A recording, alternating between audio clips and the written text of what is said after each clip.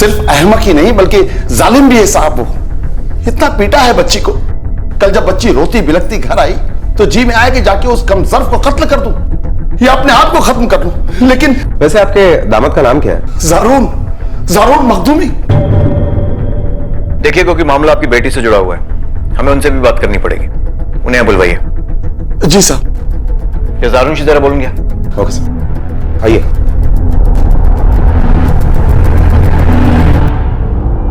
आपके ससुर ने आपके खिलाफ डोमेस्टिक वायलेंस का केस दर्ज किया है। आपको पुलिस स्टेशन चलना पड़ेगा। ये आप क्या कह रहे हैं? सरासर झूठा इल्जाम है ये मेरे बच्चे पर। गलत बयानी की है उन लोगों ने आपसे। सर, आयशा मेरी बीवी है और मैं उसे तहे दिल से मोहब्बत करता हूँ। भला मैं उसे तकलीफ कैसे पहुंचा सकता हूँ? आपको जरूर कोई गलत फहमी हुई है। आप चाहें तो आप आयशा से पूछ सकते हैं, वो आपको बता देगी।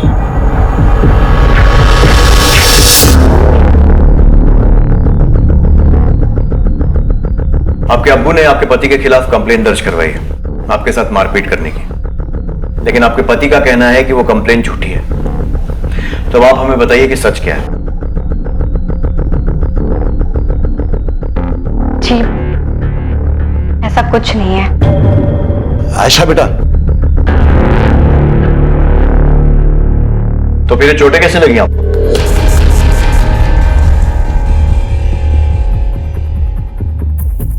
वो मैं सीढ़ियों से गिर गई थी।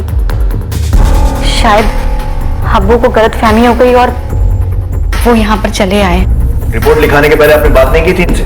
डर गई है साहब, इसलिए हकीकत में पर्दा डालने की कोशिश कर रही। मैं आपके सामने इसी कसम खा के कहता हूं कि इसके पीछे सिर्फ और सिर्फ जारून जिम्मेदार है। साहब, इतनी दहशत भरती है बच्ची के दिल में कि सच तक नहीं बोल पा रही है। किसी भी इंसान के पास जिंदगी में दो चीजें होती हैं जो बेशकीमती होती हैं। वो बिना फर्क के अमीर के पास भी होती हैं और गरीब के पास भी होती हैं। वो ना पैसा होता है, ना नाम और ना ही रुतबा। वो होते हैं उस इंसान के रिश्ते और समय। जो लोग अपने रिश्तों को पहचानने में भूल कर बैठते हैं या उनसे सतर्क नहीं रहते हैं, उनका क्या हश्र होता है, आइए देखते हैं हमारे आज के इस केस में। अम्मी, मैं तो कहती हूँ कि ये सारा कसूर ना जारून भाई का है।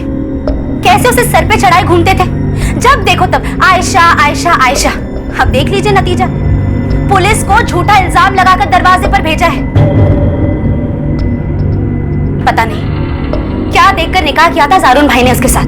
और आपको याद है ना, उसके पहले कदम जब इस घर में पड़े थे, मनूस खबर लेकर आई थी।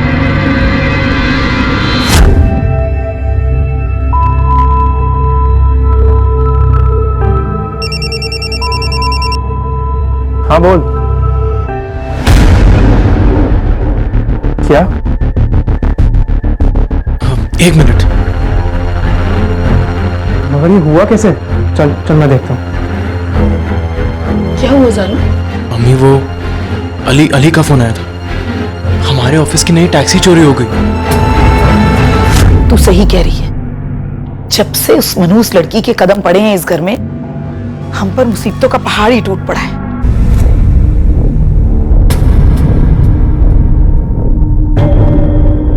आइए आइए, माशाअल्लाह। ये सब क्या हो रहा है बताएंगी आप? ये चोटें कैसे लग गई और मेरे बेटे पर इतना घटिया इल्जाम लगाने की हिम्मत कैसे हुई है आपकी? तुम अंदर चलो। अरे लेकिन मैं उससे बात कर रही हूँ। सुनो, अभी मेरी बात खत्म नहीं हुई है। जवाब देके जाओ मुझे, क्यों किया तुमने ये सब? अरे अम्मी, जाने दो उसे और खत्म करो उस मसले को। आप इधर आओ। लेकिन कुछ अम्मी, आप बैठिए, इधर आओ। सब खैरियत है?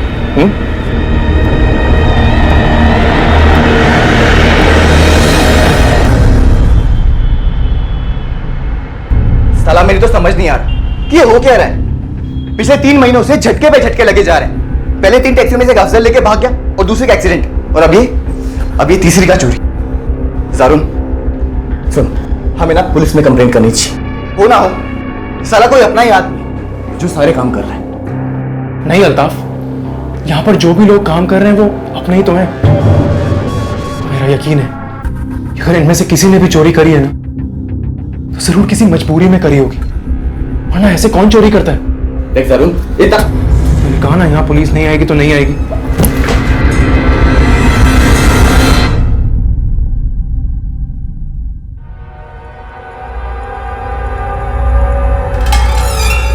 आप ये क्या कर रहे हैं?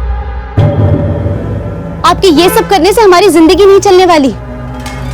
जरा घर पे भी नजर रखिए कि घर पे क्या चल रहा है। तो क्या करूं? क्यों? आपको नहीं पता कि जारून को जो रोज रोज के नुकसान लग रहे हैं उससे अम्मी खफा चल रही है। अजी मैं तो कहती हूँ कि यही सही मौका है अम्मी का लाडला बनने की, वरना जारून पूरी जिंदगी भर अम्मी का लाडला बना रहेगा और मलाई खाता रहेगा। जारून के परिवार में कुछ छोटी मोटी दरारें नजर आ रही थी, लेकिन फिलहाल वो उसकी और आयशा की जिंदगी पर उतना असर डालती नहीं दिख रही थी। जिस बात का उनकी जिंदगी पर गहरा असर पड़ रहा था वो था उनका अपना रिश्ता, जिसे आयशा का परिवार बिल्कुल पसंद नहीं करता था। इसीलिए जब भी आयशा के पिता को मौका मिलता वो आयशा को अपने साथ ले जाते और जारून को उससे मिलना तो दूर, बात करने तक की भी इजाजत नहीं थी। आयशा ने जारून के साथ जितना वक्त अपने ससुराल में गुजारा था उससे कहीं ज्यादा वक्त उसने अपने मायके में बिताया था, और शायद इसी सबसे परेशान होकर जारून वो कदम उठा बैठा जो उसे नहीं उठाना चाहिए था। अम्मी हौसला रखिए, पता नहीं किस हालत में होगा। डॉक्टर साहब, मैं एक बार अपने बच्चे से मिल सकती हूँ क्या? जब तक पुलिस आकर उसका बयान नहीं ले लेती कोई उससे नहीं मिल सकता। एक बार मिल लेते सिर्फ। प्लीज आप लोग बैठिए, पुलिस बयान ले ले, उसके बाद आप लोग मिल लीजिएगा। आइए एक्सक्यूज मी। बैठिए।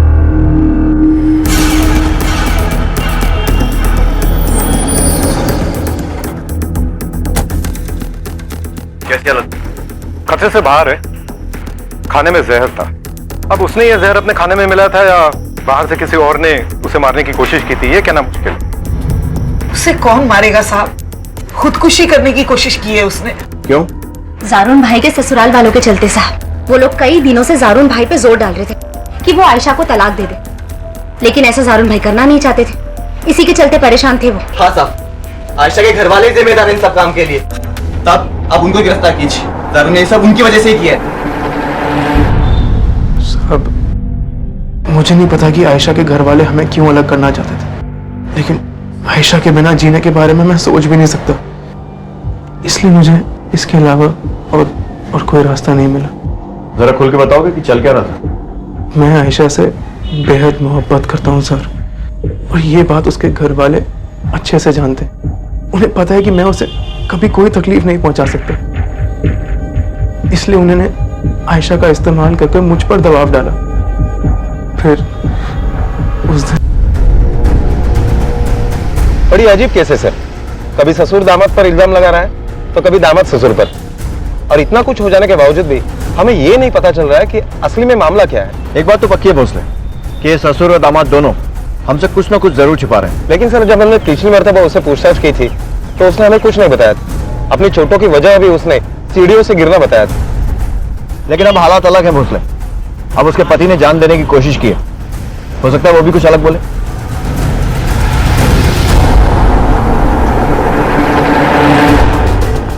हुजूर आप लोग यहाँ आइए, अंदर आइए। रहने दीजिए, चलिए, आपको गिरफ्तार करने आए। आपके दामाद जारून ने आत्महत्या करने की कोशिश की है और अबेटमेंट टू सुसाइड का केस बनता है आप पर। या अल्लाह, सर वो कहाँ पे है? ठीक है ना वो? फिलहाल वो खतरे से बाहर है, लेकिन उसका कहना है कि आपके अब्बू ने आपके साथ मारपीट करके उस पर दबाव डाला था तलाक के लिए।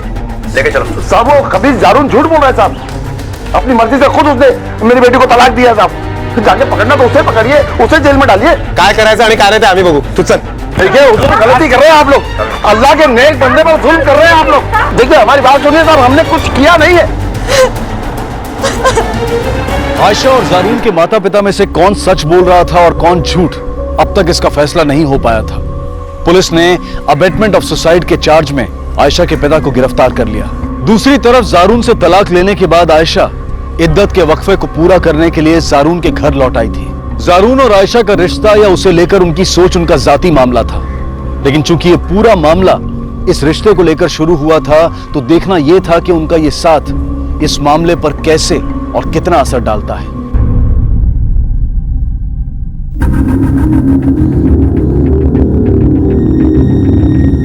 आप आपने पुलिस से अब्बू की शिकायत क्यों की?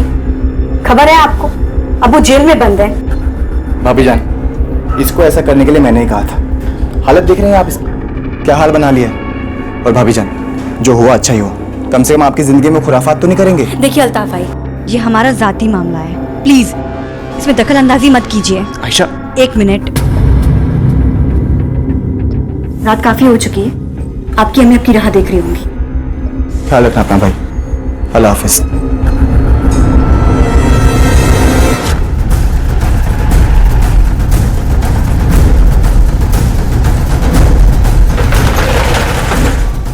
अरे सुनो, यहाँ नाम क्या है तुम्हारा? अली नाम है साहब मेरा।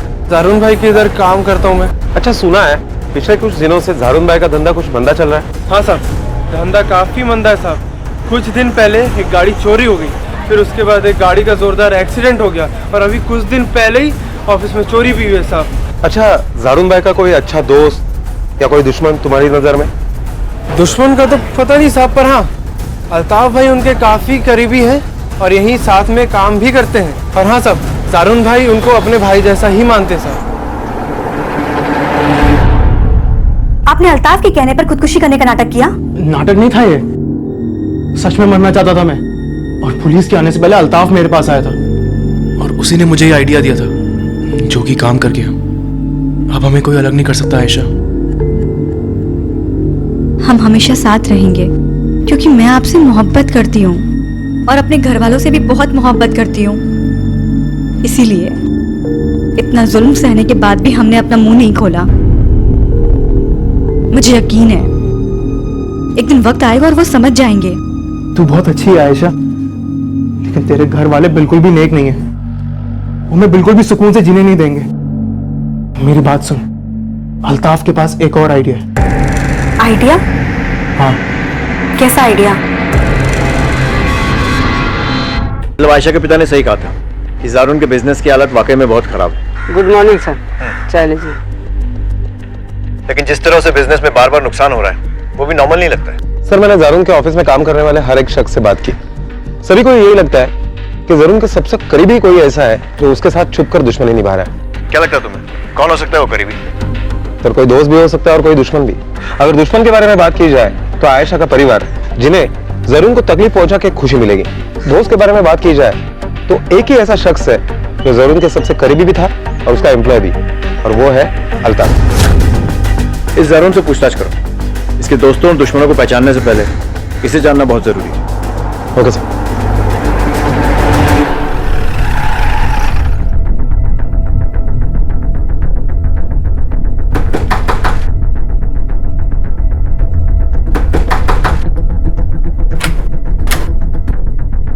जारून कहाँ है? तो जारून तो कल से घर पर नहीं आए। कहाँ गया? हमें तो खुद उसकी फिक्र हो रही है साहब, पता नहीं कहाँ चला गया है। उसका मोबाइल भी यहीं पर पड़ा है। ऐसे अचानक वो कहाँ जा सकता है आप, और वो भी अपना मोबाइल छोड़कर? सर, हम लोग सच कह रहे हैं, हम लोग को नहीं मालूम। हमें भी उनकी बहुत फिक्र हो रही है। अम्मी, अम्मी, आपकी अलमारी से सारे जेवर गायब हैं। जब मैंने दवाई लेने के लिए अलमारी खोली तो देखा जेवर नहीं था। मुझे तो लगता है कि जारून भाई सारे जेवर लेकर भाग गए। चलिए, आप लोग यही रुकिए।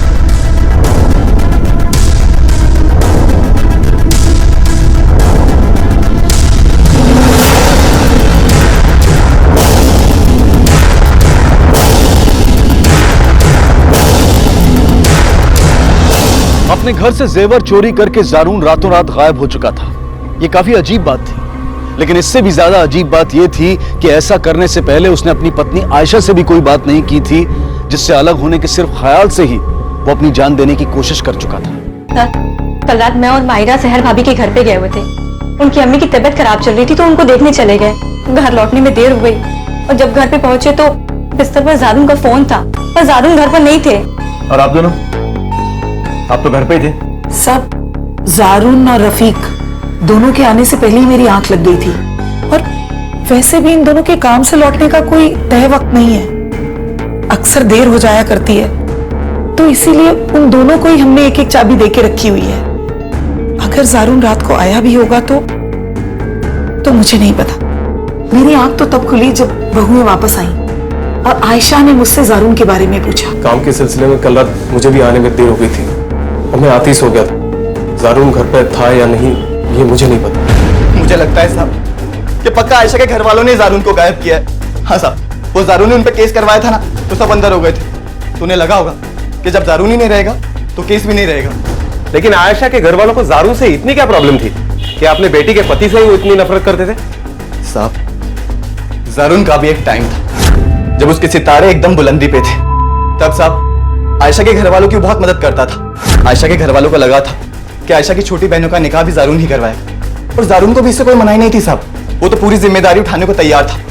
बेचारे की किस्मत ने अचानक पलटा खाया, धंधे में भी नुकसान होने लगा, मार्केट से भी बहुत कर्जा हो गया था। और कहते हैं ना साहब कि जब बुरा वक्त आता है तो ये अपनों का पता चलता है, और वही हुआ। आयशा के घर वालों को लगा कि जारून उनके अब किसी काम का नहीं बचा, और बस साहब उन्होंने उससे आंखें फेरना शुरू कर दिया। तुम तो जारून के दोस्त हो ना, फिर उसके ससुराल वालों के बारे में तुम इतना कैसे जानते हो? साहब, एक दिन मैं आयशा के अब्बू से मिलने गया था। जारून ने भेजा था मुझे किसी काम से, तब आयशा के अब्बू ने मुझसे कहा था, देखो मियां, तुम हमें लालची समझोगे, लेकिन हमने अपनी बेटी का निकाह जारून से किस लिए करवाया था? ताकि हमारी बाकी की दोनों बेटियों का निकाह वो करवा सके। और उसका कारोबार है जो चलता ही नहीं है, तो निकाह कहां से करवाएगा? तो हम चाहते हैं कि वो आयशा को तलाक दे दे, ताकि हम उसका रिश्ता किसी ऐसे शख्स से कर सके जो बाकी की दोनों बेटियों के निकाह में हमारी मदद करने की औकात रखता हो। और फिर वो आयशा के मेहर की रकम भी तो लेनी है जारून से। चाचा आप बहुत गलत बात कर रहे हैं। अरे भाई, तलाक देगा, मेहर के पैसे लूंगा तो, और मैं निकाह कहां से करूंगा दोनों बच्चियों? मुझे पक्का यकीन है कि आयशा के घर वालों के ये काम है। ठीक है, अगर जारून के बारे में तुम्हें कुछ भी पता चलता है तो तुरंत हमें इन्फॉर्म कर देना। पक्का साहब, पक्का।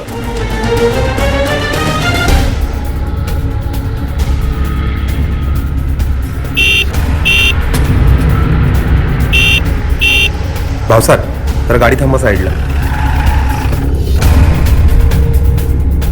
हाँ अली। अस्सलाम साहब। साहब आपको एक बात बतानी थी साहब। हाँ बोलो। जिस रात जारून भाई गायब हुए थे उसी दिन वो सुबह आए थे ऑफिस, और ऑफिस आते ही उन्होंने हिसाब किताब की फाइल देखी। देखते ही उनका दिमाग खराब हो गया, कुछ तो गड़बड़ है साहब। और जैसे मुझे पता चला जारून भाई गायब हो गए, मैंने वो फाइल उठा ली साहब। ये देखिए साहब, घपला हुआ है साहब कुछ। अब देखो, कंपनी के अकाउंट से अल्ताफ और रफीक के अकाउंट में काफी सारे पैसे ट्रांसफर हुए। ये क्या मामला है हम देख लेते हैं, और जारून के गायब होने से इसका कुछ ताल्लुक है भी या नहीं वो भी देख लेंगे। और हाँ, तुम्हारी जरूरत हमें आगे भी करेगी। जारून भाई के लिए तो सब कुछ भी करेगा सर। पुलिस स्टेशन गया।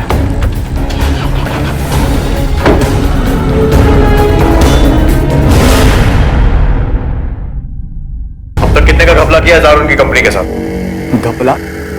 ये सब क्या बोल रहे हैं साहब? मैंने कोई घपला नहीं किया साहब। मैं और जुरून तो बचपन के दोस्त हैं साहब, बचपन के। एक दूसरे को सगे भाई से भी बढ़कर मानते हैं। और साहब वहां जाकर आप किसी से भी पूछ लो, मेरी वफादारी पर आज तक किसी ने एक उंगली भी उठाई हो तो। अच्छा, वो जो लाखों का ट्रांजैक्शन कंपनी के अकाउंट से तेरे अकाउंट में हुआ है, उसकी क्या सफाई है? साहब वो तो कुछ जारून नहीं मुझे दिए थे। हाँ साहब, असल में मेरी अम्मी बीच में सख्त बीमार पड़ गई थी तब। अगर डॉक्टर ने कहा है कि खाला का ऑपरेशन करना है तो करना है ना भाई। देख तू फिक्र मत कर, मैं हूं ना तेरे साथ, मैं तुझे पैसे दूंगा। आपको मेरे बारे में जो सोचना है वो सोचो, चाहे तो मेरी पूरी खोज खबर निकलवा लो। लेकिन साहब एक बात मैं पूरे दावे से कह सकता हूँ, जब सच्चाई सामने आएगी ना तब आप देखना, असली गुनहगार ना साहब उस आयशा के घर वाले ही निकलेंगे। गुनहगार हम नहीं साहब, गुनहगार जारून था, उसके वो घर वाले हैं। लेकिन साहब हमें इतना पता है कि उसे घर से जेवर चोरी नहीं हुए, क्योंकि हम अपनी बेटी आयशा का तलाक जारून से करवा रहे थे। और ये नाटक जेवर चोरी होने का उनके घर वालों ने रचा है, ताकि जब हम उनसे मेहर की रकम मांगे तो वो अपने हाथ उठा ले कि हम तो लुट गए, हमारे पास कुछ है ही नहीं, हम कहां से दे मेहर।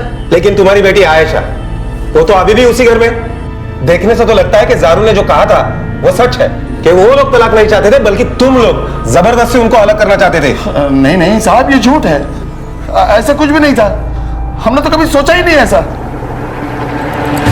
जारून की कंपनी के अकाउंट से 3 लाख रुपए अपने अकाउंट में ट्रांसफर किए थे ना तूने, और उसके बाद घर से गहने भी तूने ही चुराए थे, हाँ?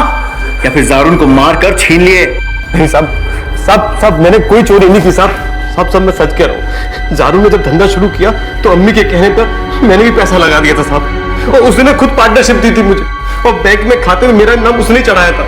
मैंने एक पाई तक नहीं कमाई उसके धंधे से मैंने। और जब मैंने उससे अपने पैसे मांगे तो उसने बोला कि मैं बाद में देता हूँ, तब देता हूँ, टालम टोली करने लगा साहब। तो साहब मैंने 3 लाख रुपए उसके अकाउंट से निकाल के अपने अकाउंट में चढ़ा दिए साहब। बस मैंने सच कह रहा हूँ, सब इतना ही किया साहब, कसम से, अल्लाह कसम साहब, सच कह रहा हूं साहब। भोसले, हो सकता है कि अल्ताफ और रफीक दोनों मिलकर जारून को चीट कर रहे थे, और उस दिन जब जारून को इस बात का पता चला तो उसने उनसे जवाब और अपने पैसे वापस मांगे होंगे, और शायद उन दोनों ने मिलकर उसे कत्ल कर दिया। सर ये भी हो सकता है कि जानबूझकर अल्ताफ आयशा के पेरेंट्स का नाम ले रहा हो ताकि हमारा ध्यान उसकी तरफ ना जाए। लेकिन एक बात है जो अभी इस थ्योरी में फिट नहीं हो रही है, वो है जारून के घर से गायब हुई ज्वेलरी, जो कि तब से गायब है जब से जारून गायब है। अब अगर ये मान भी लिया जाए कि अल्ताफ और रफीक जारून को चीट कर रहे थे, तो भी ये जारून ऐसा क्या कर रहा था जिसके लिए उसे अपने ही घर में चोरी करनी पड़ी? सर ये भी हो सकता है कि ये चोरी जारून ने ना की हो बल्कि रफीक ने की हो, और इस चोरी में रफीक की बीवी सहर ने उसका साथ दिया हो, क्योंकि सबसे पहले चोरी की बात उसे ही पता चली थी, और जारून ज्वेलरी लेकर भागने वाला था ये बात भी सहर ने ही हमसे कही थी। जारून की माँ से बात करते हैं, देखते हैं अपने बेटों के बारे में वो क्या सोचती है। मुझे पक्का यकीन है साहब, वो जेवर जारून ही लेकर भागा है। सोचा था उन जेवरों के सहारे अपनी बेटी का निकाह करवा दूंगी, लेकिन वो सब लूट के ले गया साहब। इतने यकीन के साथ कैसे कह सकती हैं आप कि ये चोरी जारून नहीं की? दुनिया जहान का कर्जा था उसके सर पर, और वो भागने से एक दिन पहले मुझसे वो जेवर मांग भी रहा था गिरवी रखने के लिए, और मेरे मना करने पर वो खूब लड़ा मुझसे साहब। तो क्या हुआ अगर ये जेवर तूने खरीदे थे? अरे रखे तो ये माहिरा के निकाह के लिए ना, ये जेवर मैं तुझे नहीं ले जाने दूंगी। अम्मी, माहिरा का निकाह करवाना मेरी जिम्मेदारी है, और आज तक मैंने अपनी सारी जिम्मेदारियां पूरी की हैं। अब मेरा यकीन रखें, माहिरा का निकाह होने से पहले मैं छुड़ा लूंगा। मैं कुछ सुनना नहीं चाहती, और तू जो कुछ कहेगा ना मैं करने के लिए तैयार हूं, लेकिन ये जेवर मैं तुझे नहीं ले जाने दूंगी। तो रखो फिर चिपका कर इन्हें अपनी छाती से। अच्छा किया अल्लाह ने जो मैं ये बुरा वक्त दिखाया, कम से कम अपनों का असली चेहरा तो आया सामने। जारून, और एक बात याद रखना अम्मी, वक्त हमेशा एक सा नहीं रहता। मेरा वक्त दोबारा बदलेगा, और जिस दिन बदलेगा ना मैं सबको देख लूंगा। मुझे नहीं पता था साहब कि जेवरों के साथ साथ मैं अपने बेटे को भी खो दूंगी। साहब आप सिर्फ मेरे बेटा ढूंढ दीजिए, मेरे लिए सबसे बड़ा गहना मेरा बेटा ही है। बस स्केच आर्टिस्ट बुलाओ, और इनके जो जो गहने चोरी हुए हैं सारे आइटम्स के स्केचेस बनवाओ और ज्वेलर से पूछताछ करो। जारून या तो खुद या फिर किसी की मदद से गहने बेच चुका होगा, ये बेचने की कोशिश जरूर करेगा।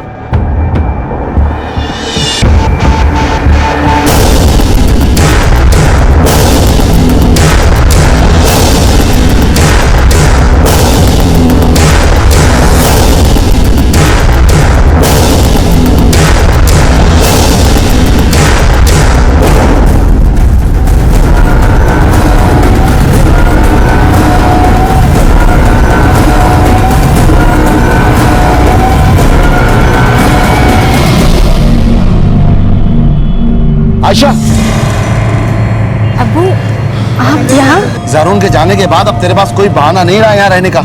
सर मुझे तो ये पूरा मामला गड़बड़ लग रहा है। पहले तो आयशा का बाप जारून के खिलाफ कंप्लेंट करता है, बाद में पता चलता है कि जारून के ऑफिस में पैसों का गफला चल रहा था, उसके बाद जारून घर से गायब होता है, और ज्वेलरी भी। सर पता ही नहीं चल रहा है ये चोरी का मामला है, डोमेस्टिक वायलेंस का है, फ्रॉड का है, या मिसिंग का। इसलिए मुझे लगता है एक बड़े जुर्म के अलग अलग पहलू हैं, जिसमें चोरी भी शामिल है, डोमेस्टिक वायलेंस भी, फ्रॉड भी, और किसी का गायब होना भी। और मुजरिम भी शायद कोई एक आदमी नहीं है, बल्कि अलग अलग लोग अपने मकसदों को पूरा करने के लिए चालें चल रहे हैं। सर आपको क्या लगता है या सगळ्यामध्ये जारूनचा काय रोल असू शकतो? कुछ दावा के साथ कह नहीं सकते, हो सकता है कि वो मुजरिम हो या शायद विक्टिम भी। क्या ज्वेलरी स्केचेस काय झालं? सर मैंने वो स्केचेस एरिया के सारे ज्वेलर्स में सर्कुलेट कर दिए, लेकिन अब तक कुछ पता नहीं चला है। हेलो,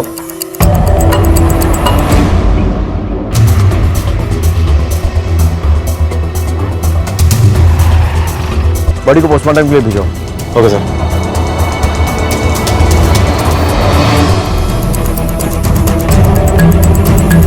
सर मैंने हर फ्लोर पर चेक किया, लेकिन कहीं पर भी कोई स्ट्रगल या मारपीट के निशान नहीं है। सर मुझे अभी भी ये सुसाइड केस लग रहा है, मर्डर केस नहीं। इतनी जल्दी किसी नतीजे पर नहीं पहुंच सकते भोसले, पोस्टमार्टम रिपोर्ट आने दो, पता चल जाएगा।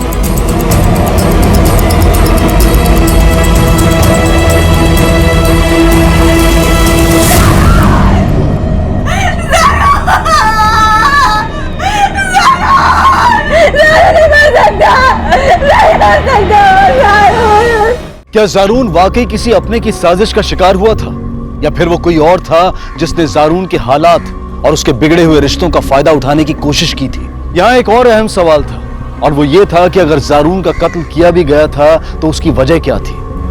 क्या सिर्फ कुछ लाख रुपयों के जेवर जो जारून घर से लेकर भागा था, या फिर कुछ और? सर, इसकी मौत ऊंचाई से गिरने से नहीं हुई, सर पे चोट लगने से मौत हुई है। मौत का वक्त क्या हुआ? करीबन रात के 8 से 9 के बीच में। Thank you.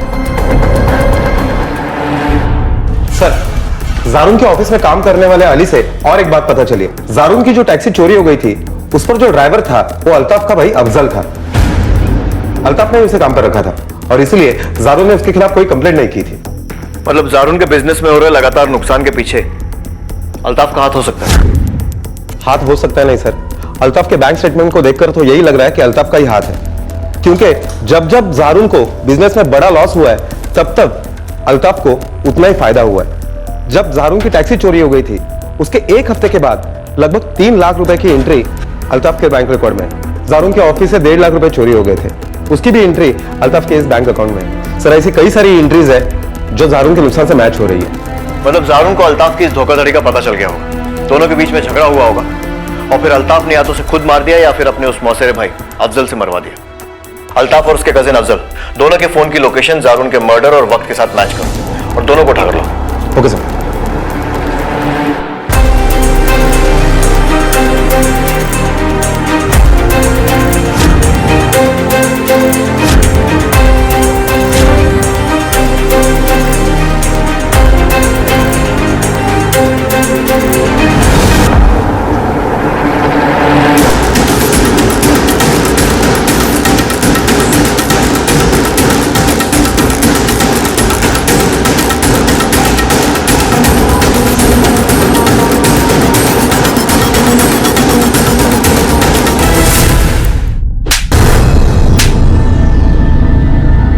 टैक्सी तूने चुराई थी ना?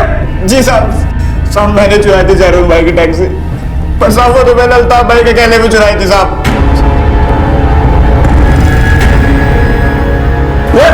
साहब एक मिनट साहब, आपके पास कोई कंप्लेंट है क्या साहब? बताओ साहब। जारून ने ना तो तक चोरी की कंप्लेंट करे ना कोई हेराफेरी की साहब, तो साहब क्यों उठा कर लेके आए हमें? और साहब जिसकी गाड़ी जिसके पैसे, जब वही मर गया तो क्या साबित कर पाओगे आप? बताओ क्या साबित कर पाऊंगा मैं? बताओ क्या साबित कर पाऊंगा मैं? साहब हमने कुछ नहीं किया साहब, वो जोड़ दो।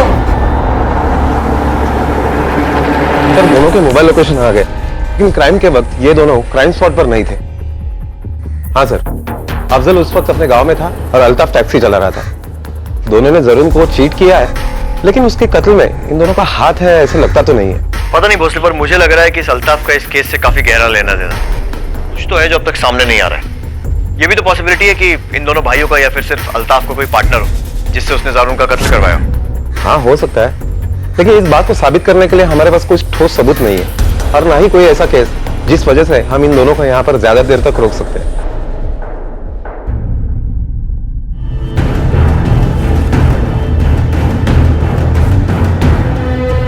रफीक को लेकर आओ। अब तक उससे उसके धंधे के बारे में कोई बात नहीं की हमने, अब करते हैं। Okay sir. जिस दिन जारून गायब हुआ तूने कहा कि तुझे किसी काम के चलते जल्दी जाना पड़ा। साहब मैं अपने पार्टनर के साथ में था। क्या नाम है पार्टनर का? साहब उसका इससे कुछ लेना देना नहीं साहब, वो बहुत अच्छा आदमी साहब, आपको उससे कुछ नहीं मिलेगा। किससे क्या मिलेगा ये हम डिसाइड कर लेंगे, तू नाम बता। साहब ने नाम पूछा है तुझसे। अल्ताफ साहब। अल्ताफ? वो मेरा पार्टनर है साहब। जब जारून का धंधा बहुत अच्छे से चल रहा था ना, तब मैं बहुत पहले से चाहता था कि मैं वो धंधा करूं, लेकिन साहब मुझे उसकी जानकारी नहीं थी साहब। तो मैंने अल्ताफ से बात की, अल्ताफ उस धंधे में माहिर था साहब, और उस रात में वो अल्ताफ के साथ ही रेस्टोरेंट में बैठा हुआ था। रेस्टोरेंट का नाम क्या है? कबाब चिली साहब, वो कॉलेज रोड पर है सब।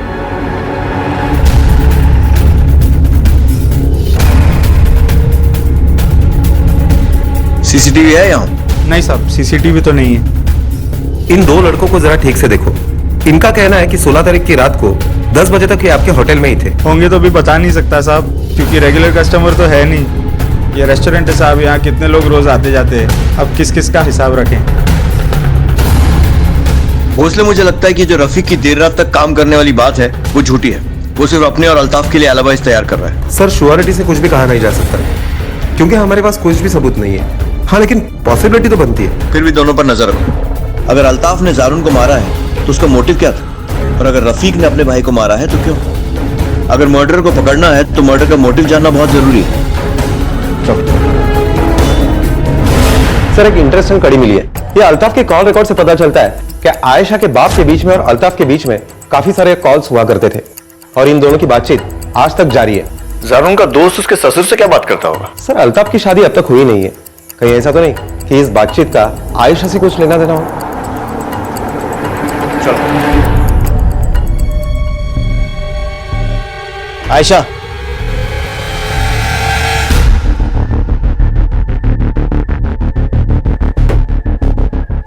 इस अल्ताफ के बारे में क्या राय है तुम्हारी? जारून बहुत मानते थे उसे, पर मुझे वो शख्स कभी पसंद नहीं आया। सर, उसकी निगाहें बहुत खराब थी। जब भी वो हमारे आसपास हुआ करता था तो अजीब सी बेचैनी होती थी। कभी कुछ ऐसा हुआ जिससे तुम्हें लगा हो कि वो तुम में इंटरेस्टेड है? सर, जब जारून ने पहली बार आत्महत्या करने की कोशिश की थी तो एक अजीब सी बात कही थी उन्होंने। देख, कुछ दिन में इद्दत का वक्फा पूरा हो जाएगा, फिर तेरा अब्बा तेरा निकाह किसी ना किसी से तो करवाएंगे ही करवाएंगे ना। तो मैंने सोचा कि अल्ताफ तुझसे निकाह कर लेगा। क्या? वो तुझसे कोई रिश्ता नहीं बनाएगा, हिफाजत करेगा तेरी। इससे बस मुझे थोड़ा वक्त मिल जाएगा अपने बिजनेस को संभालने के लिए, थोड़ा पैसा कमाने के लिए।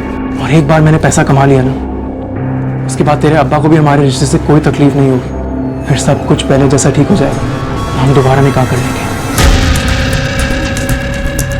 Thank you.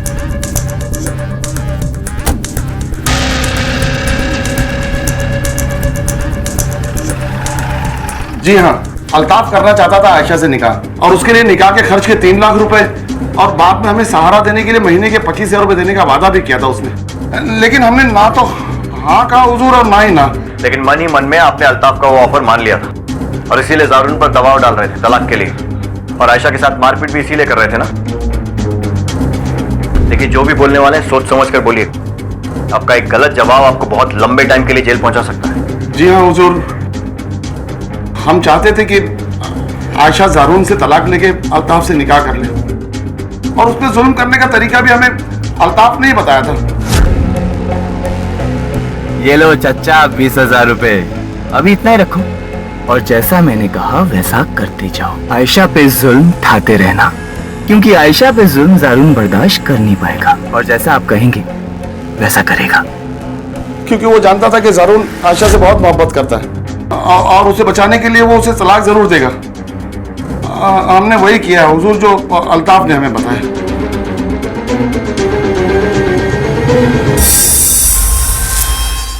साहब, पर बात क्या साहब? सर्च वारंट लेकर आए, तलाशी लो पूरे घर की। कोना कोना छान मारो।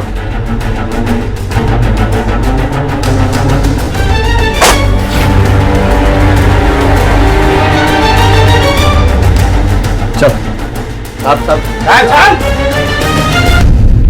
हाँ साहब, मैं आयशा से बहुत प्यार करता हूँ, और साहब ये सारे प्लान मैंने आयशा को पाने के लिए ही बनाए थे। जारून के धंधे में भी जितना नुकसान हुआ उन सबके पीछे भी मेरा ही हाथ था। मुझे पैसे चाहिए थे ताकि मैं आयशा के अब्बू को वो पैसे दे सकूं और आयशा से निकाह कर सकूं। आयशा के साथ मारपीट करने का आइडिया भी तूने ही दिया था ना उन्हें? हाँ साहब, मैंने दिया था, और जारून को भी मैंने ही समझाया था कि वो आयशा को तलाक दे दे और आयशा को मुझसे निकाह करने के लिए मनाए। और साहब, मैंने उससे कहा कि मैं आयशा को उसकी अमानत की तरह संभाल कर रखूंगा। जब वो उसकी माली हालत से ठीक हो जाएगा तो मैं उसे फिर से तलाक दे दूंगा, ताकि वो आयशा से फिर से निकाह कर सके। जारून राजी भी हो गया था, लेकिन इससे पहले सब कुछ होता पता नहीं किसी ने उसको मार दिया। साहब, किसी ने मारा उसे? तूने मारा? मैंने नहीं मारा साहब, मैंने नहीं मारा। तो साहब, उसको मार के मुझे क्या मिलता? मेरा फायदा तो जारून के जिंदा रहने में था, उसके मरने में नहीं। अगर जारून जिंदा रहता साहब तो आयशा को मना सकता था मुझसे निकाह के लिए। तो साहब, उसको मारकर मैं अपना नुकसान क्यों करूंगा? मैंने नहीं मारा। ये आयशा ही है सारे फसाद की जड़। क्या से क्या हो गया जब से इस घर में उसके पैर पड़े। कितने अरमान थे तेरे भाई के तेरे निकाह को लेकर। मुझसे कहता था आप फिक्र ना कीजिए, मायरा का निकाह मैं करवाऊंगा और इतनी धूमधाम से करवाऊंगा ना कि पूरा का पूरा नासिक देखता रह जाएगा। आप देखना। निकाह तो नहीं हुआ, लेकिन जो कुछ हुआ उसे दुनिया ने देखा।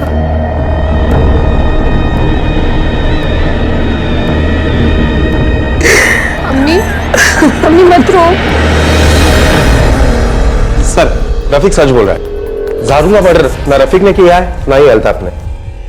ये देखिए सर, रेस्टोरेंट के सामने एक बैंक का एटीएम है जिसमें सीसीटीवी कैमरा है और ये रहे उसके फुटेज।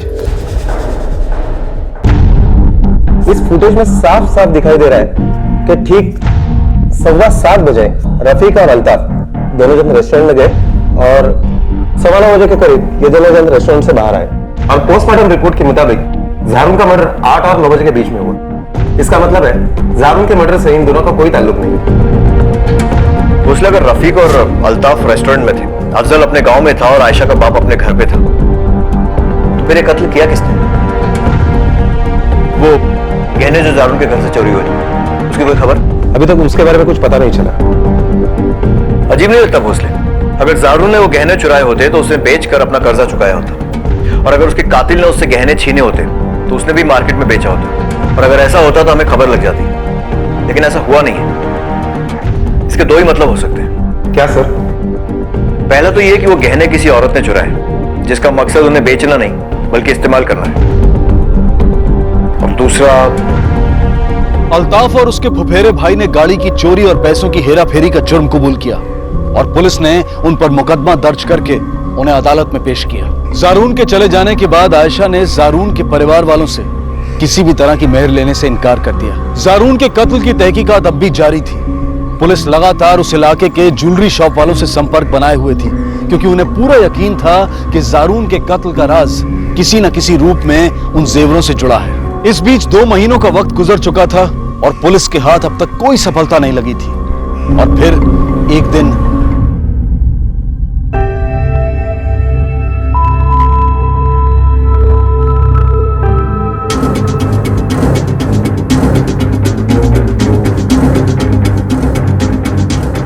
कोई जरूरी बात है तो मैं खुद आपके पास आ जाता हूँ। अभी मेरे बहन का रिश्ता होने वाला है। इस बार हमें तुमसे नहीं, तुम्हारे अम्मी के साथ बात कर रही है। हम तेरे पुलिस स्टेशन चला। हो सकता है जेवर खो गए थे, उसी मामले में शायद बात करनी। मैं आती हूँ। आइए। बताइए तो सही मुझे आखिर बात क्या है? साहब मुझे यहाँ ऐसे क्यों बुलाया? बात क्या है? जेवर मिल गए क्या? हाँ भी और नहीं भी। मैं कुछ समझी नहीं। आपके चोरी हुए जेवरों को हम पिछले 3 महीनों से ढूंढ रहे हैं, लेकिन कोई सुराग ही नहीं मिल रहा। फिर हमें लगा कि कहीं उन स्केचेस में कोई गड़बड़ तो नहीं है जो आपने हमारे स्केच आर्टिस्ट के साथ बैठकर बनवाए। तो वो स्केचेस लेकर हम उस सुनार के पास गए जिनसे जारून ने वो गहने बनवाए थे।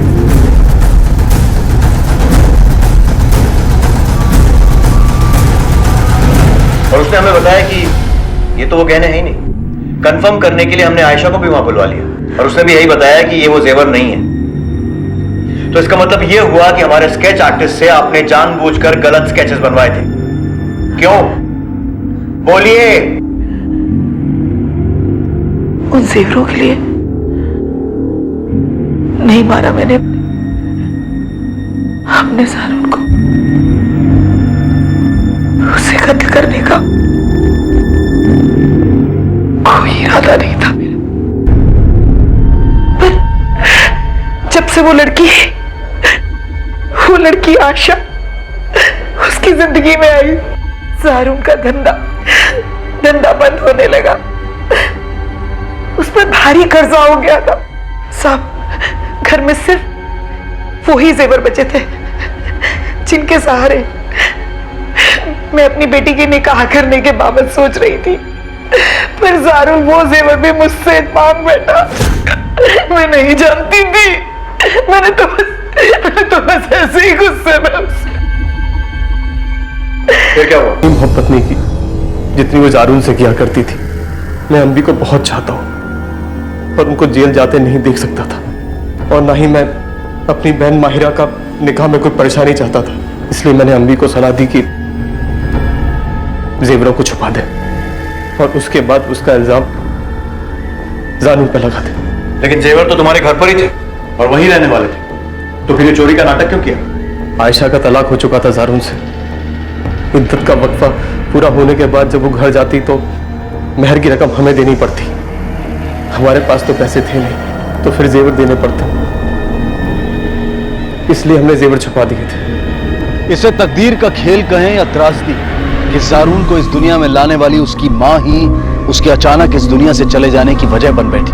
जरा सोचिए, अगर वक्त रहते जारून ने अपने रिश्तों को परखा होता, जांचा होता और हर उस रिश्ते से उस शख्स से दूरी बना ली होती जो कि गलत था, तो क्या आज उसका यह अंजाम होता? हरगिज नहीं। देखते हैं हमारे आज के एपिसोड की दूसरी कहानी।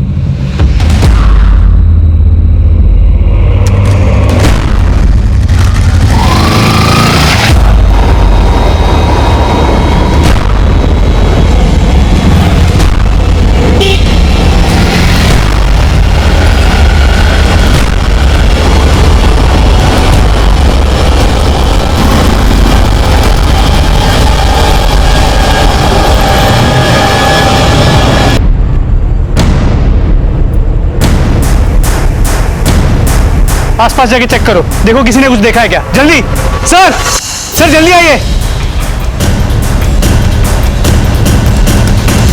सर कटा हुआ सर, दोनों आंखें फोड़ी हुई, लगता है इसे यहाँ फेंक के कोई हमें चुनौती दे रहा है। इसकी फोटो हर पुलिस स्टेशन में सर्कुलेट करो, हो सकता है किसी ने इसकी मिसिंग कंप्लेंट लिखाई है। मोरे, अगर सिर यहाँ है तो धड़ कहाँ है इसका? महाराष्ट्र के पुणे शहर में पुलिस स्टेशन के ठीक सामने किसी सरफिरे ने कटा हुआ सर फेंक दिया। पुलिस को इस विक्टिम के बारे में कुछ नहीं पता था। उनके लिए केस अंधेरे में तीर चलाने जैसा था। किसी को इतनी दर्दनाक मौत देने के बाद पुलिस को भी चैलेंज करने की कोशिश की गई थी। पुलिस के लिए खुली चुनौती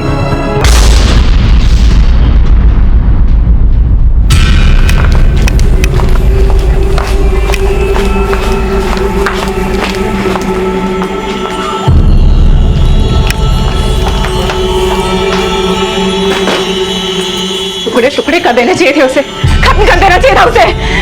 चुप कर, जो हुआ सो हो गया, अब एक शब्द भी मुंह से मत निकालना। ढिंढोरा पीटोगे तो सबको पता चल जाएगा। भूल जा सब कुछ।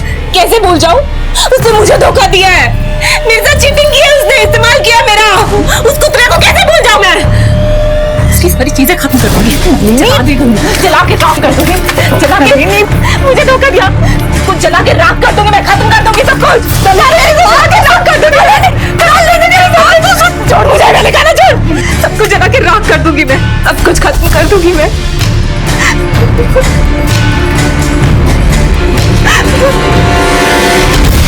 सिर को फोरेंसिक लैब भेज दिया है और स्केच को आसपास के सभी थानों में सर्कुलेट कर दिया, लेकिन कहीं भी विक्टिम के खिलाफ कोई भी मिसिंग कंप्लेंट दर्ज नहीं की गई। सिर के ऊपरी हिस्से में चोट लगी है, आंखें फोड़ दी गई और गला काट दिया। इस तरह का मर्डर तो तभी होता है जब दो लोगों में बहुत पुरानी दुश्मनी हो। लेकिन सबसे पहले हमें विक्टिम को आइडेंटिफाई करना होगा। तो लड़का जवान है, प्यार व्यार का चक्कर भी हो सकता है। हो सकता है। विक्टिम की फोटोग्राफ्स हर न्यूज़पेपर में सर्कुलेट थे। मोरे, सिर को काट के पुलिस स्टेशन के सामने फेंककर इस खूनी ने हम पुलिस वालों को चैलेंज किया है। हो सकता है इस खूनी की हम पुलिस वालों से कोई पुरानी दुश्मनी।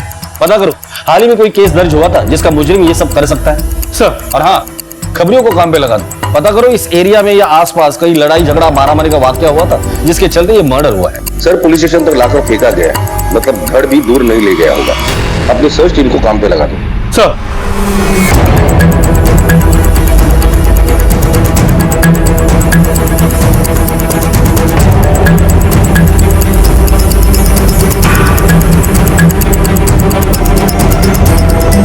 माता, मेरा बच्चा कहाँ है? माँ, माँ, मैं नंगे पर महालक्ष्मी मंदिर जाऊंगी। माता सब बताएगी, माता सब बताएगी, माता सब बताएगी।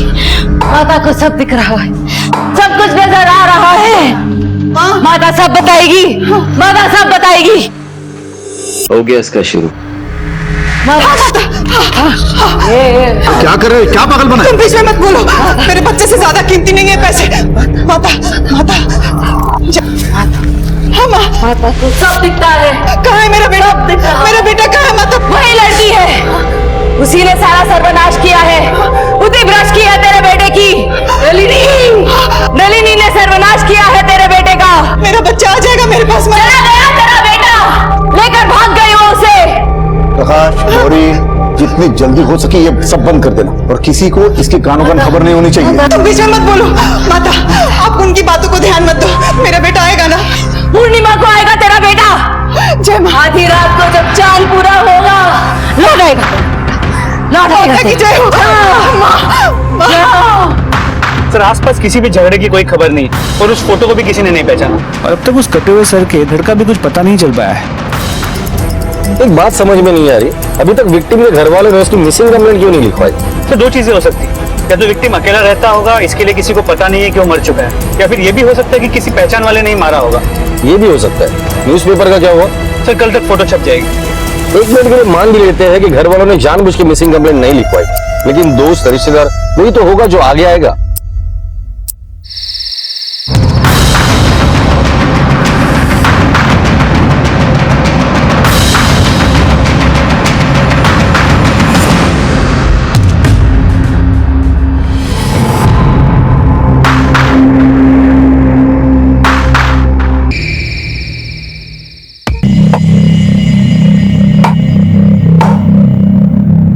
बाबा खाना लगा दिया है। महेश बाबा क्या करता है? लागे ना,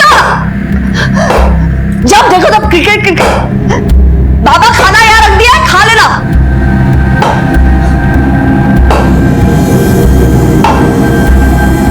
आज तो सही भूख लगी है, चैन से खाऊंगा। रुपेश मेरी बात सुन। बेटा बेटा मेरी बात सुन। क्या चल रहा तुझे? क्यों तंग करी हो? तू ऐसा कोई काम मत कर जिससे तेरे ऊपर कोई खतरा है। और फिर घर की इज्जत की भी तो बात है। अपने पापा को तू जानता है कितना गुस्से वाले हैं।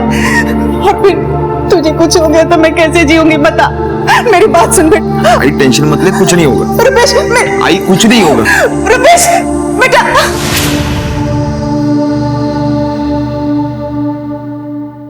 तुम्ही डायल केलेला नंबर बंद आहे, कृपया थोड्या वेळाने पुन्हा प्रयत्न करा।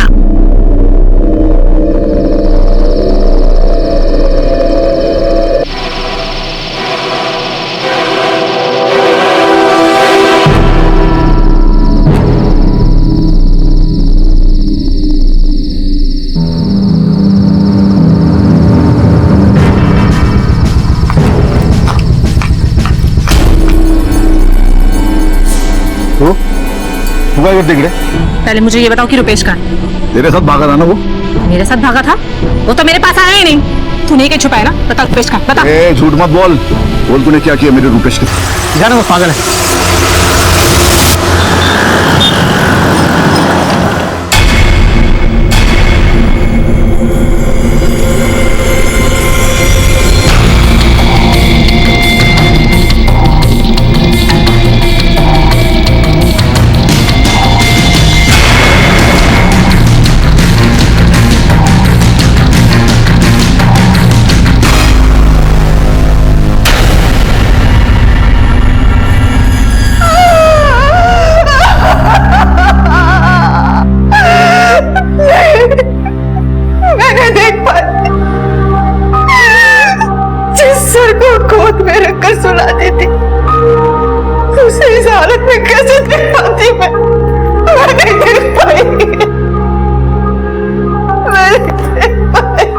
हमारा ही बेटा है वो, 2 दिन से लापता था। अगर 2 दिन से लापता था तो पुलिस कंप्लेंट क्यों नहीं की? उस लड़की के साथ भाग के उसने जो समाज में हमारी नाक कटवाई, पुलिस में कंप्लेंट कर और इज्जत का फालूदा नहीं करना था हमको, इसलिए नहीं की। किसके साथ भागा था वो? नलिनी। सर को गोद में रखकर सुला देती, उसे इस हालत में कैसे देख पाती मैं नहीं देख पाई। हमारा ही बेटा है वो, 2 दिन से लापता था। अगर 2 दिन से लापता था तो पुलिस कंप्लेंट क्यों नहीं की?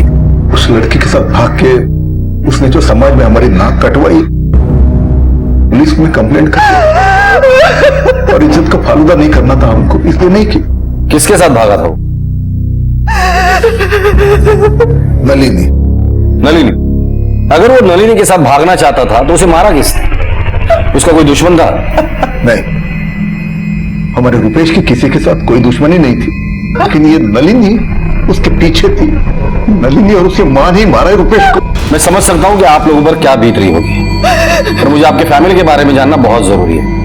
अब प्लीज आपके फैमिली के बारे में मुझे बताइए। हमारा बड़ा बेटा महेश, उसने तो क्रिकेट के पीछे अपनी लाइफ बर्बाद कर दी है। अबे तू कर क्या रहा है? अबे फुल टॉस बॉल है, फुल टॉस बॉल पे प्लेट करेगा तू? ओ भाऊ ज्यादा बोलू ना, क्या खेलना है तो आगे खेल के बता।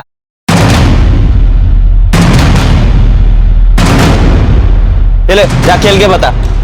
चल चल आउट कर इसका, सीधा मिडल स्टंप उड़ा, काले चश्मे का। बहुत बोलता है, बहुत बैटिंग आती है इसको। उड़ा उड़ा इसका, सीधा मिडल स्टंप उड़ा।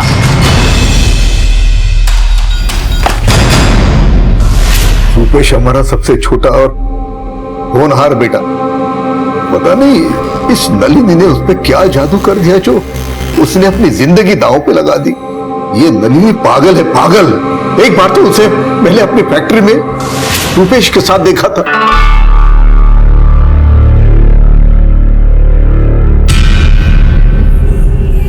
रुपेश काय चाललंय? काय चाललंय?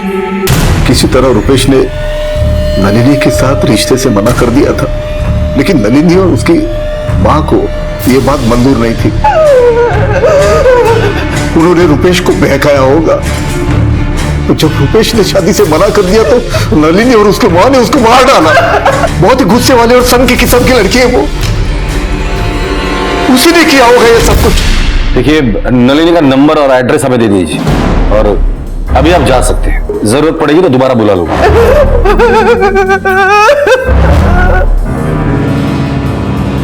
उनके कहने के मुताबिक नलिनी एक पागल और सन की लड़की है। रुपेश ने शादी से इनकार कर दिया होगा, इसलिए गुस्से में आकर नलिनी ने रुपेश को मार डाला। एक काम करो, रुपेश के कॉल रिकॉर्ड्स निकालो और इस नलिनी की पूरी कुंडली निकालो। सर, इस सवाल का जवाब मिल चुका था कि यह सर किसका था, लेकिन इस एक जवाब के साथ पुलिस के सामने कई और सवाल खड़े हो गए थे। आखिर रुपेश को इतनी निर्ममता से किसने और क्यों मारा था? हत्यारे ने उसका सर पुलिस स्टेशन के सामने क्यों फेंका? क्या यह किसी घरेलू दुश्मनी का नतीजा था या फिर इसमें कोई सनक शुमार थी? अबे ऑफ की बॉल तो लेग में किलोमीटर। अभी अभी अभी ऑफ में आएगी, ऑफ में डालेगा, ऑफ में। ये ओवर पे आड़ा बैट खेलेंगे। तुरा जरा पण लाज वाटत नहीं करे महेश? तेरा भाई अभी मर गया तो मजे से क्रिकेट देख रहा है? खून इतना सफेद हो गया तेरा? बस तू ही एक बची थी ना ये सब बोलने के लिए। साला सबको वो उस रुपेश की पड़ी है। वो आई बाबा पे भी उसका भूत सवार है। वो गया, अब तू भी जाइए, रख और जा। रख। कमान कमान कमान, आराम से खेल।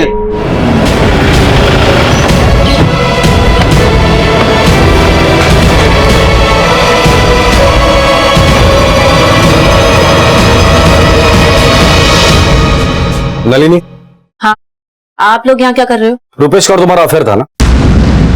मैं किसी रुपेश को नहीं जानती। झूठ मत बोलो, हमें सब कुछ पता है। हाँ, जब पता है तो क्यों पूछ रहे हो? इस बार वो साला के सामने आ गया ना तो गला काट देंगे उसका। एक बार तो मार दिया, और कितनी बार मारोगी उसे?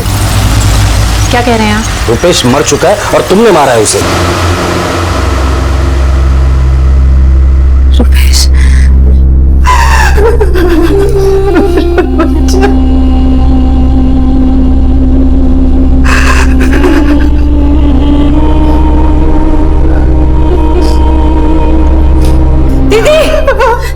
मुझे माफ कर दो दीदी, मुझे माफ कर दो दीदी, मुझे माफ कर दो, मुझे माफ कर दो, मुझे माफ कर दो। माता ने मुझे रुपेश के बारे में सब बताया था दीदी, लेकिन मैं समझ नहीं पाई। मेरी भक्ति में कमी रह गई दीदी। दीदी मुझे माफ कर दो। बताई थी माता शांत, माता गलती हो गई, माफ कर दो माता। रुपेश की हाथ धड़क रही है, प्रसाद दो, घबरा दो। हाँ माता, जल्दी।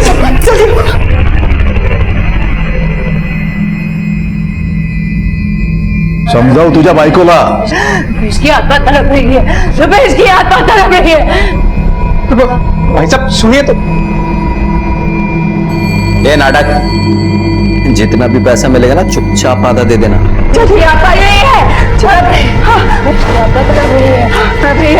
माता, शांत माता, शांत। रुपेश की आत्मा तड़प रही है, रुपेश की आत्मा तड़प रही है, रुपेश की आत्मा तड़प रही है, मुझे नजर आ रहा हूँ।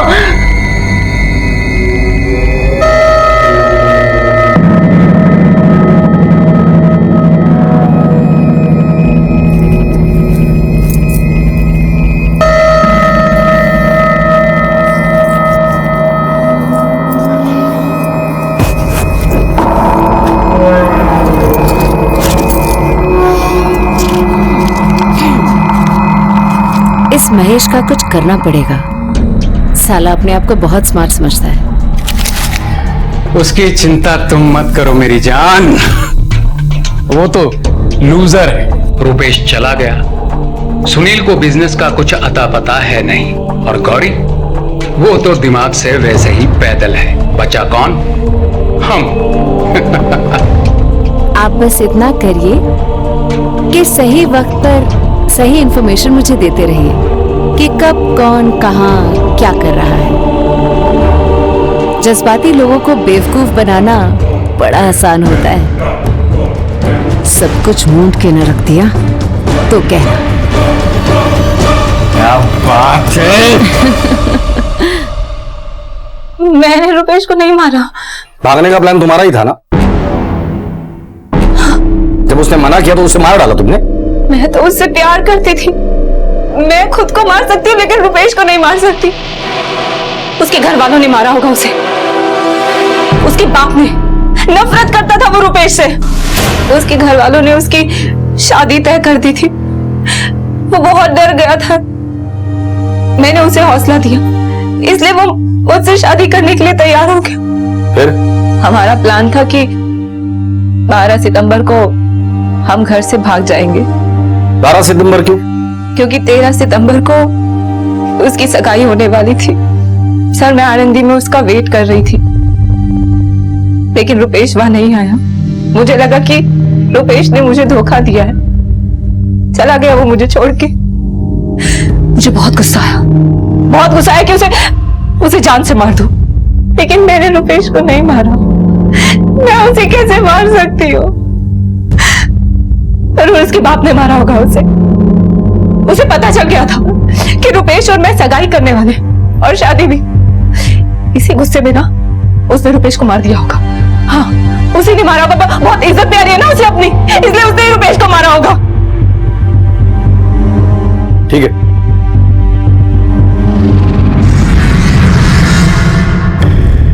मोरे, हो सकता है ये नलिनी सच बोल रही हो, लेकिन उसके टेम्परामेंट को देखकर लगता है कि वो मर्डर कर सकती है।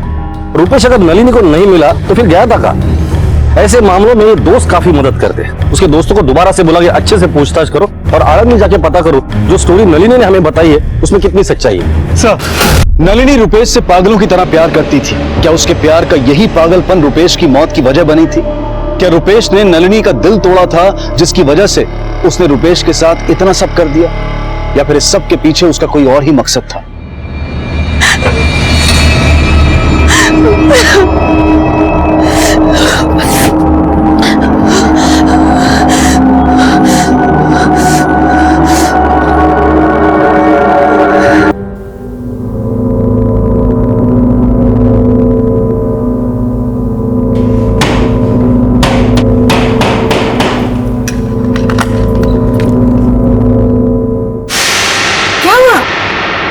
रुपेश आया है और तुम सो रही हो। रुपेश, मेरा बच्चा बात करना चाहता है। मेरा रुपेश आया है। कहाँ है मेरा रुपेश? वो रहा रुपेश। कहाँ? रुपेश, देखो देखो वहाँ ही है। रुपेश वहाँ ही है। ये रहा रुपेश। कहाँ है रुपेश? ये क्या कर रहा है? रुपेश को भूख लगी है, खाता नहीं कहा है, उसे खाना खिलाना है। पैसे दो। और मेरे पास पैसे तो नहीं है अभी। पैसे नहीं।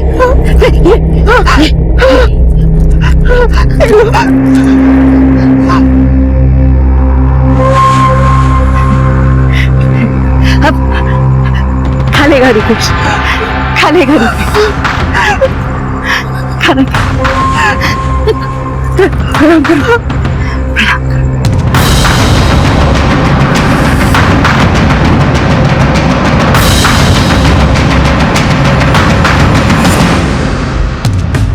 ठीक है, कोर्ट जमा करा पेपर। सर, हम आलंदी गए, वहां रुपेश और नलिनी की शादी की नोटिस लगी। पूछताछ में पता चला कि नलिनी वहां पूरा टाइम इंतजार कर रही थी जब रुपेश का मर्डर हुआ।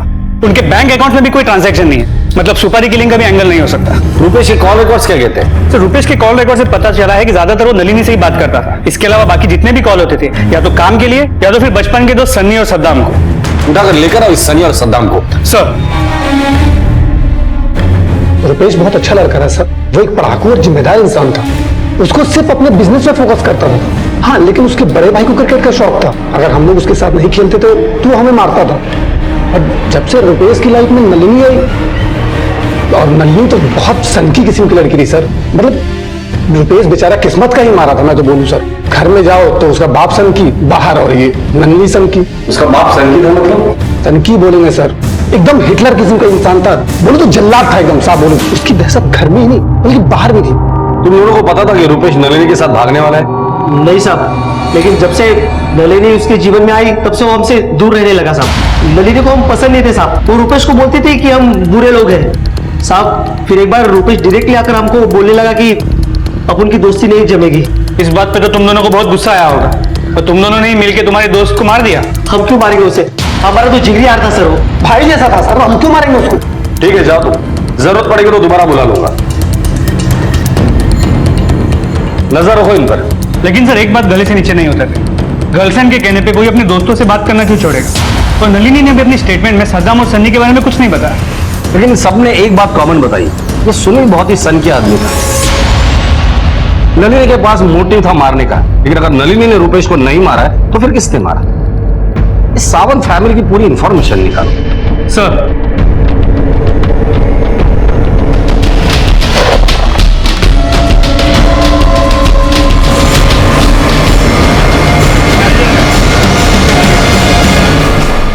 तो सुनील साहब ने पूरी प्रॉपर्टी और ये फैक्ट्री रुपेश दादा के नाम कर दी थी, तो वो उसे क्यों मारेंगे? वो तो महेश उनके साथ लड़ते रहता था। अरे एक नंबर का निकम्मा है तू। भाई काम कराने को दिवस भर मुझसे क्रिकेट खेला पाहिजे। फैक्ट्री के सारे वर्कर की तेरे खिलाफ कंप्लेंट है। आज के बाद तुम इस फैक्ट्री में कदम नहीं रखोगे। आज के बाद फैक्ट्री का सारा काम रुपेश देखेगा। सर, ये सरासर गलत है। रुपेश तो सुनील की जान था।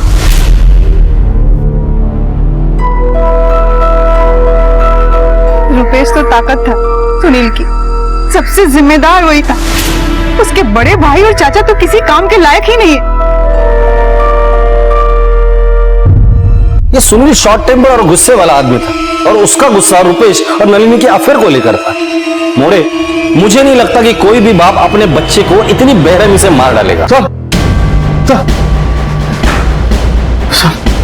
घर से लेके बैंक तक सारा पैसा गायब है। क्या? कब हुआ ये सब? रुपेश की जिस दिन एंगेजमेंट थी उससे एक दिन पहले। इसका मतलब रुपेश अपने घर से कैश और ज्वेलरी लेकर भागा है। ठीक है, आप जाइए, हम इन्वेस्टिगेट करते हैं। लेकिन सर, आप जाइए, हम इन्वेस्टिगेट करते हैं। जाइए प्लीज। मोरे, ये कैश और ज्वेलरी गायब होने से इस मर्डर केस की दिशा ही बदल गई है। एक बात तो कंफर्म है कि नलिनी जानती थी कि रुपेश कैश और ज्वेलरी लेकर भाग रहा है। हमारा प्लान था कि 12 सितंबर को हम घर से भाग जाएंगे। तो हो सकता है कि नलिनी ने रुपेश की कैश और ज्वेलरी लूट ली और उसे मार डाला। ये भी तो सकता है कि सुनील झूठी कहानी बना रहा है। हो सकता है, लेकिन एक बात कंफर्म है कि ये मर्डर प्यार और इज्जत के लिए नहीं बल्कि पैसों के लिए हुआ है। एक काम करो, बैंक में जाके इन सबके बैंक स्टेटमेंट निकालो तुम। सर,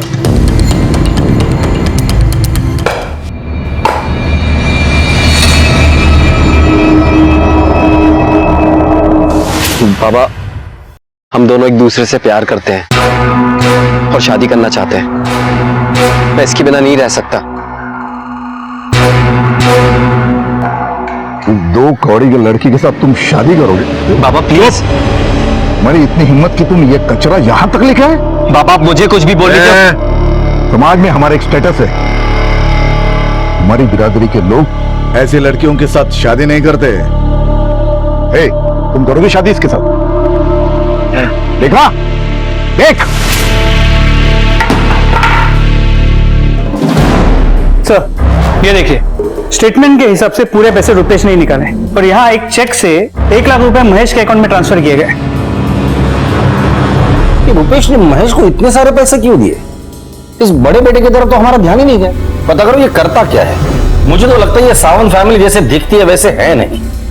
महेश और रुपेश के बारे में ये फैमिली वाले ने तो बता दिया, अब बाहर वालों से पूछताछ करते हैं। ये सनी और सद्दाम दोबारा बुला लो सर। और हाँ, आसपास के जितने भी ज्वेलरी शॉप है उन सबको अलर्ट कर दो।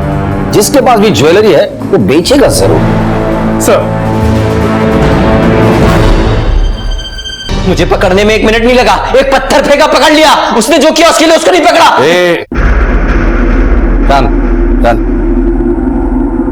पुलिस में पत्थर मारने का बहुत शौक है ना तुझे? क्रिकेट में क्या करता था? बैटिंग। चल आज हम लोग बॉलिंग डालेंगे, तू बैटिंग कर। रुपेश को क्यों मारा? मारना चाहता था लेकिन मारा नहीं, आंख फोड़ दी उसने मेरी।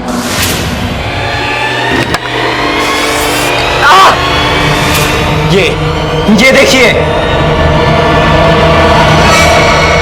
मेरा क्रिकेट का करियर खराब कर दिया। आई बाबा का प्यार छीन लिया, लेकिन मैं कुछ नहीं बोला, हमेशा चुप रहा, कभी कुछ नहीं बोला मैंने। साहब नाम के भाई थे, दोनों का 36 का आंकड़ा था साहब, एक दूसरे को सामने देखना भी पसंद नहीं करते थे साहब। महेश को क्रिकेट का भूत सवार और रुपेश को इश्क का, दोनों के दोनों बेकार थे सर। जब से मेरी आग गई तब से मैं क्रिकेट नहीं खेल पाया। बस अपने आप को दिलासा देने के लिए बच्चों को कभी कभी सिखा देता हूँ। सिखाना क्या साहब, सही है ना? ये नलिनी है ना, पहले महेश की गर्लफ्रेंड थी। महेश की आंख क्या फूटी, इसकी तो किस्मत ही फूट गई साहब। मुझे हर तरफ से धोखा मिला। बाबा ने सारा हिसाब किताब रुपेश के हाथ में सौंप दिया। मुझे एक एक पैसे के लिए उसके सामने हाथ फैलाना पड़ता था। ऊपर ऊपर तो हाथ जोड़ता था साहब, लेकिन अंदर ही अंदर ना लावा था, लावा। रुपेश की फेंकी हुई बॉल मेरी आंख पर लगी और मेरी आंख फूट गई। मैंने पुलिस में कंप्लेन भी की, क्योंकि मैं जानता था कि रुपेश ने जानबूझकर मेरी आंख फोड़ी है। लेकिन नहीं, ना तो आप लोगों ने मुझ पर भरोसा किया, ना मेरे घर वालों ने। आज आपको मेरी कंप्लेन लिखनी पड़ेगी। आग गई है मेरी आंख, कोई बटुआ चोरी नहीं हुआ है। कर क्या रहे हैं आप लोग? आज मेरी कंप्लेन लिखिए आप। देखो हमने वो तहकीकात कर ली है, वो तो सिर्फ एक एक्सीडेंट था। अरे खाक एक्सीडेंट था। अरे साफ साफ क्यों नहीं कहते कि आप लोगों को कुछ करना नहीं है? बॉडी सूरत पे जा रहे हो उसकी आप। इसीलिए मैं आप लोगों पर अपनी भड़ास निकालता हूं। अपनी भड़ास निकालने के लिए तुमने रुपेश को मारा, उसकी आंखें फोड़ी, और पुलिस वालों पर भड़ास निकालने के लिए उसका कटा हुआ सर पुलिस स्टेशन में डाल दिया। पुलिस वाले कैसे भड़ास निकाल दिया ना, वो दिखाता हूं तुझे। देखिए मैं आपसे क्या, मैंने उसको नहीं मारा। रुपेश से तुम जलते थे और गुस्से में आकर तुमने उसे मार डाला, सच है या नहीं? मैंने उसको नहीं मारा। उसने तेरी आंख फोड़ी थी, तेरा क्रिकेट करियर बर्बाद किया था। मैं आपसे कह रहा हूं मैंने उसको नहीं मारा। तेरे बाप ने सारा बिजनेस उसके हाथ में दिया था, सारा पैसा उसके हाथ में था। भिखारी की तरह तुझे पैसे मांगे। हाँ, भिखारियों की तरह पैसे मांगता था मैं उससे। भिखारी बना दिया था उसने मुझको। कभी समझने की कोशिश नहीं की उसने मुझे। हर बार ये जताता था कि मैं कुछ नहीं कर सकता। जब से बाबा ने उसके नाम पे वो बिजनेस किया था, मुझे नीचे दिखाने लगा था। वो भाई नहीं था, वो दुश्मन था, दुश्मन। कभी किसी बात पे मेरा साथ नहीं दिया, फिर मरा होगा ना उसी लड़की के चक्कर में। वो लड़की तो तेरी गर्लफ्रेंड थी ना? क्या बकवास कर रहे हैं आप? क्यों? तेरा उस लड़की का अफेयर नहीं था? था, मेरा अफेयर था उससे, लेकिन उसने भी वही किया। मेरी आंख फूटने के बाद जाकर सो गई वो उस रुपेश के साथ।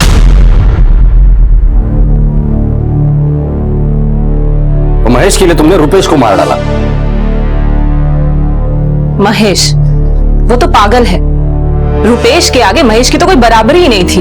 हो सकता है कि रुपेश ने अपने बाप के कहने पर तुमसे रिश्ता तोड़ना चाहा और गुस्से में आकर तुमने उसे मार डाला हो। नहीं सर, मैं ऐसा कैसे कर सकती हूँ? जिस गले में मुझे वरमाला डालनी थी, उस गले पे छुरी कैसे चला सकती हूँ मैं? हेलो, क्या? ठीक है माते। सर तलेगांव के घर में एक लाश मिली है। महेश को क्रिकेट का बहुत शौक था। उसे ऐसा लगता था कि रुपेश की वजह से ही उसकी एक आंख खराब हुई, जिसके कारण वो जिंदगी में कभी क्रिकेटर नहीं बन सकता। जब पुलिस को रुपेश का सर मिला तब उसकी भी दोनों आंखें फूटी हुई थी। तो क्या महेश था रुपेश की हत्या के पीछे? क्या उसी का बदला इस जुनून की हद तक पहुंच गया था? इस केस में पुलिस के शक की सुई 3 लोगों पर थी। रुपेश की प्रेमिका नलिनी, रुपेश के पिता सुनील और रुपेश के भाई महेश पर। रुपेश की हत्या के बाद पुलिस को एक और हत्या की जानकारी मिली थी। क्या इन दोनों हत्याओं का आपस में कोई कनेक्शन था? आखिर कौन था इन हत्याओं के पीछे? हाँ सर, मैंने फोन किया था, उधर लाश पड़ी है। आप लोग यहीं पे रुकना। जी।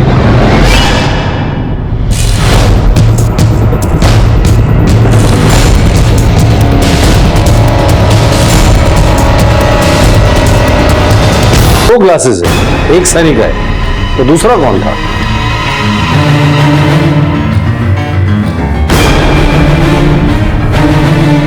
मोरे, पहले रुपेश का मर्डर होता, फिर सनी का। मुझे लगता है कि किसी ने सनी पे नजर रखी हुई थी, जैसे वो हमारी कस्टडी से बाहर निकला उसे मार दिया। तो ये रुपेश का मर्डर और सनी का मर्डर एक दूसरे से कनेक्टेड तो नहीं? बॉडी को पोस्टमार्टम के लिए भेज दो। सर मुझे ड्रॉअर में इतने सारे मोबाइल मिले पर किसी में भी सिम कार्ड नहीं है।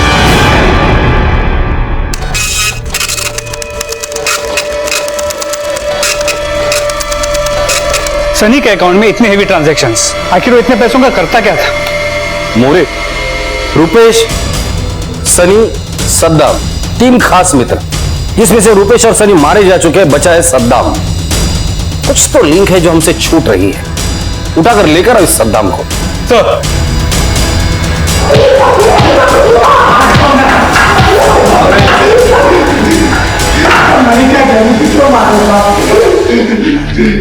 सनी के बारे में उसके पास इतना सारा पैसा कहां से आता था और करता क्या था?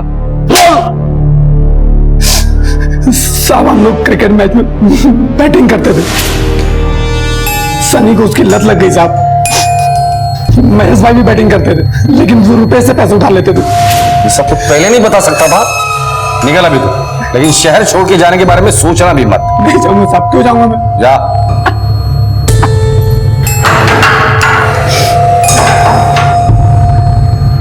मोरे, इस सर ने किन किन लोगों से कितने कितने पैसे लिए इसकी डिटेल निकाल।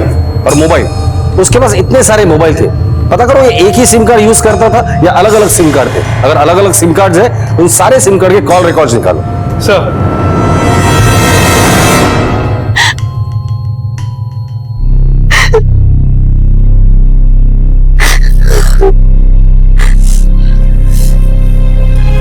चुप हो जा बेटी, कितना रोएगी? तेरे आगे पूरी जिंदगी पड़ी है, आगे की भी तो सोच। होने को कौन टाल सकता है? मत रो इतना, मत रो बेटा, मत रो। तो सनी ने बहुत लोगों से पैसे उधार लिए हुए और सभी उससे पैसे वापस मांग रहे। सरप्राइजिंग बात यह है कि उसने सभी को 15 सितंबर की तारीख दी थी पैसे वापस करने के लिए, रुपेश के मर्डर के ठीक 2 दिन बाद। मुझे महज इत्तेफाक नहीं हो सकता। सनी को पता था कि रुपेश और नलिनी शादी करने के लिए घर से भागने वाले और उनके पास कैश और गहने हैं। सनी ने प्लान बनाया, रुपेश को मारा, कैश और गहने लेकर भाग गया। उसके बाद सनी ने भी सुसाइड किया। सवाल ये पैदा होता है कि वो कैश और जेवर है कहां? ये ऐसा तो नहीं, इस केस का मास्टरमाइंड कोई और ही है।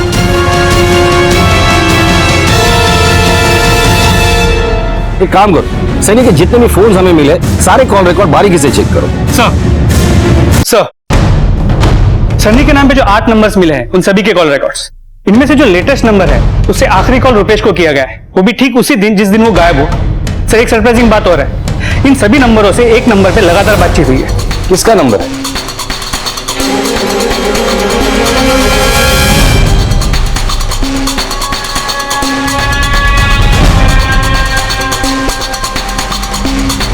सर इधर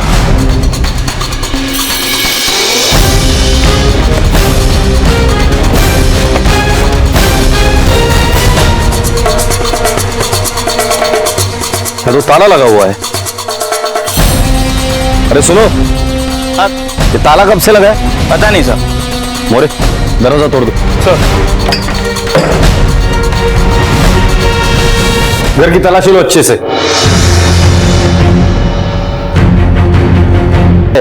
तो कुछ कुछ बातें मुझे क्लियर हो रही है। सर एक मिनट। हेलो, क्या? ठीक है, तुम उसे उलझाए रखो, हम अभी आते हैं। तो ज्वेलरी शॉप से फोन था, कोई ज्वेलरी बेचने है। अरे मैम मैं कह रहा हूं ना, 2 मिनट तो रुकिए ना, टंच का रिपोर्ट आने दीजिए ना।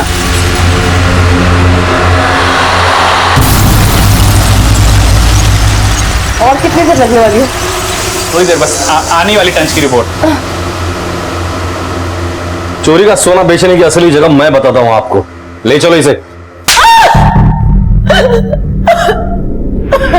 हमें अंदाजा नहीं था इस चेहरे के पीछे एक दूसरा रूप भी छुपा हुआ है।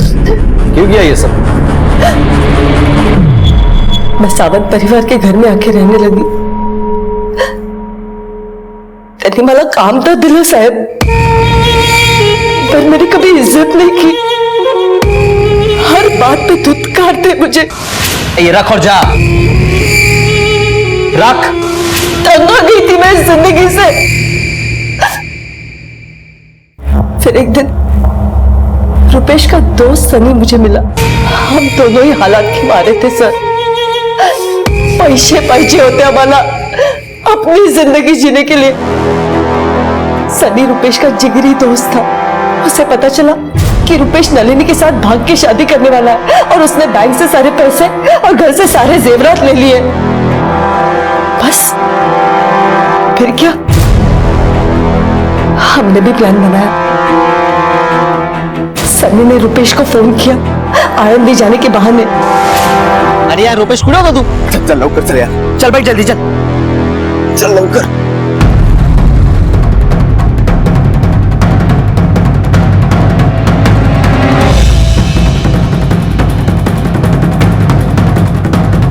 कहाँ जा रहे हैं? कार्बोरेटर का नाटक होगा यार, देख देख जल्दी देख, देखना जल्दी करना। हाँ हाँ। वैसे भी महेश से मेरे बेइज्जती का मुझे बदला तो लेना ही था। सनी को क्यों मारा? सनी उस हादसे के बाद बहुत डर गया था और जब वो आप लोगों से मिलके गया तब वो मुझे आके धमकाने लगा था। क्यों इतना टेंशन ले रहे हो? खुद को संभालो, हम सरेंडर कर देंगे पुलिस के पास, ठीक है? शांत हो जाओ।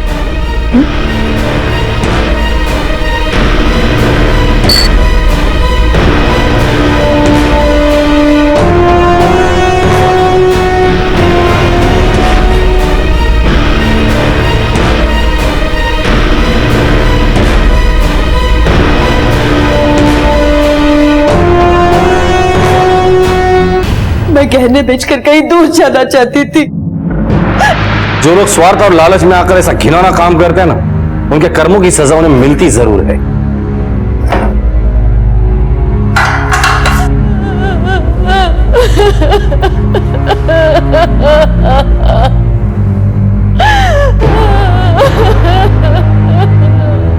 इंसान की जिंदगी से ज्यादा कीमती इस दुनिया में कोई चीज नहीं है, लेकिन फिर भी कुछ लोग लालच के जाल में ऐसे फंस जाते हैं कि उनके लिए जिंदगी की कीमत ही खत्म हो जाती है।